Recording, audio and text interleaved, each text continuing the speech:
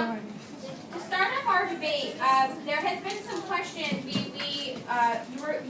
Just to preface the situation, the candidates were given a set of questions at the beginning of the work week, so they have and their teams have been able to prepare somewhat for the questions, but there will be some questions that were delivered from the voters in a town hall meeting style. So some of the questions, candidates, you knew that you had prepared.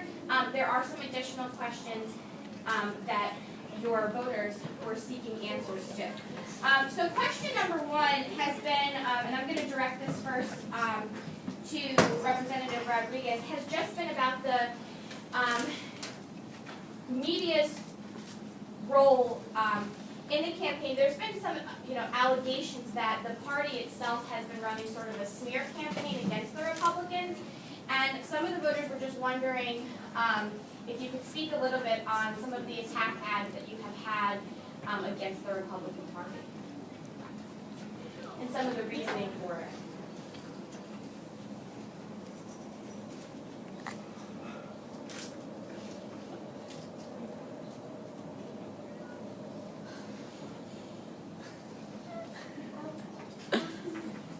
Can you just explain a little bit why you feel a little bit like they're not really going to hit with the voter base in the building lots? What's wrong with their messaging, how they're trying to change America versus how your party is? How the Republicans are? Mm-hmm. Well, the Republicans aren't as much like listening to the people. They're giving kind of forcing their point of view on it. And our outlook is we're for the people, and our ads were not kind of to only not to smack them down, but to smack down their point of view and stop pestering, pushing their view onto the voters. Excellent, thank you. Senator Bradford, can you talk a little bit about the policies that you're hopefully going to propose and then get passed if you are elected president, and how those policies are going to ensure that American workers are prepared to compete in a global economy? Well, I want to increase minimum wage for workers, extend unemployment for up to 36 weeks for Americans who get $8. That would ensure workers, because they'll feel not confident, but they'll feel that insecure about what we are providing them. Representative Rodriguez, you spoke a little bit in your candidacy speech about our defense system and the national security, and specifically you referenced American troops. So can you just, considering the current environment with ISIS and other terror networks, facing Western nations such as America, can you speak a little bit on, what conditions, if any, would you send American troops back into harm's way? Because as you know, there are some fear in voters, having that we've just sort of finalized our plan in Iraq. We pulled out 2 years ago, and there are voters that are slightly worried about re-entering some other engagements, such as what we faced for those 9 years. So can you just speak a little bit on those conditions, if any, that you would send troops back over to the Middle East? The only condition that I would really send troops over is if it really did harm any citizens, if they held any American citizens captive, then I would definitely send in troops to save our citizens, because we have to protect everyone. So that's the only really possible way I would. I don't want to put any troops' life on the line when I don't have to, and spend taxpayers' dollars when they don't have to be spent.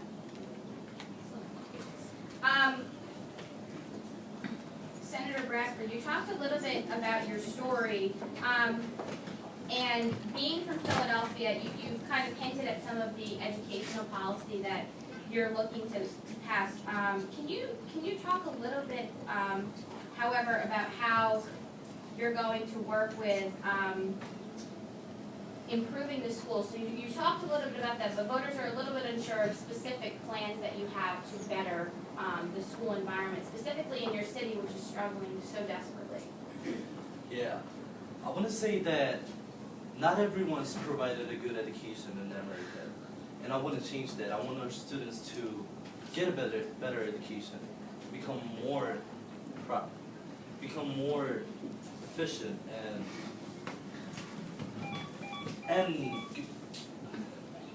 I want them to. I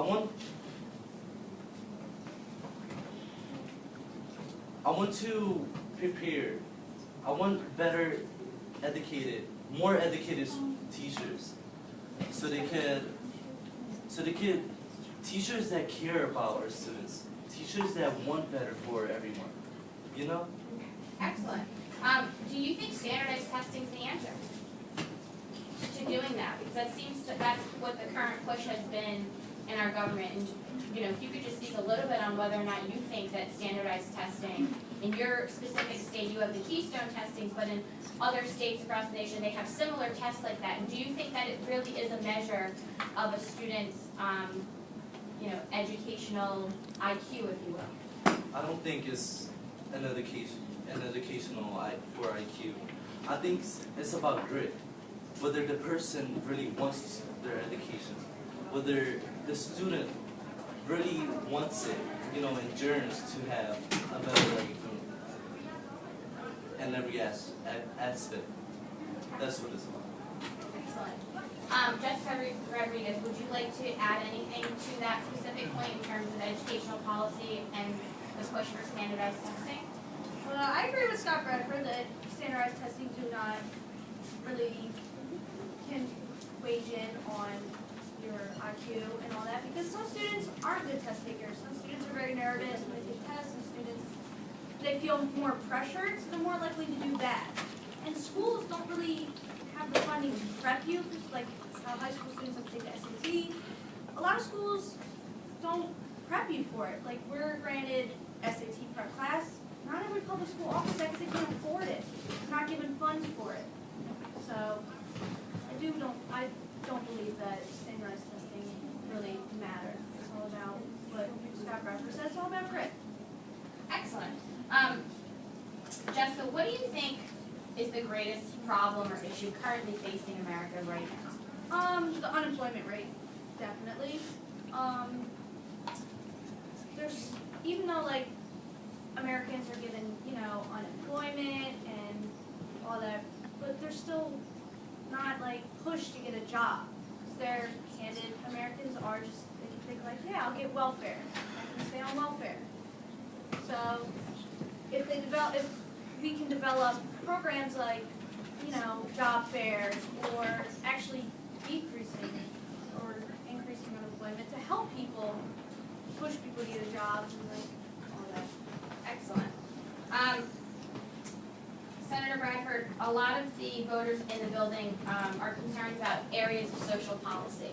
Can you speak a little bit on some of your views of social policy, specifically the idea of your opponents who really want to continue to confine marriage between a man and a woman? Can you talk a little bit, one of the Democratic slogans this year has been moving forward and providing change that matters. So is there a way that you can kind of speak on how you kind of want to take their more traditional approach and move it forward, how you would do that specifically? I want everyone to be equal. I want everyone to be fair. I don't want no American citizen to feel that they're not part of us, that they're not really, that the United States is not really a United States. We want everyone to feel confident and to feel proud to be an American. So therefore it should be fair for gay marriage to occur. I'm not against that. It should be offered to everyone, whoever. Excellent. Representative Rodriguez, you spoke a little bit, about unemployment specifically, and you talked a little bit about job fairs. Are there other ways that you think American workers could be prepared to compete in a global economy that they're lacking You know, we've talked a little bit about how we've sort of come from this really industrial place and a lot of jobs are going overseas, and you did speak on that earlier. So if you could just kind of redistribute American workers, besides the job fair, can you talk a little bit more about the different programs that you have in place to make sure that they're prepared in a global economy? Well, the thing is, some workers might be unskilled in the area that they want to enter. So offering classes that, besides college, like programs that are financial aid to help people go to college, to help them with the skills and that they need to gain to work in the professions that they desire.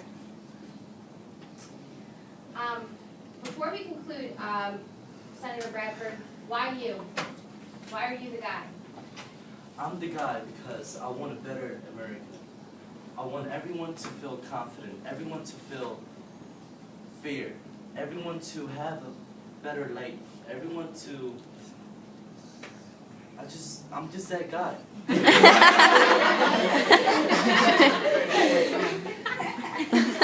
And Representative Rodriguez, you would be obviously, having some history surrounding your victory, being the first woman. So I'm not going to ask you why you're the guy, but why are you the one? Why are you the one to kind of step through that historical threshold, particularly, after we just, had our first African American president for 2 terms. So why are you next? Why are you the next one in our history books?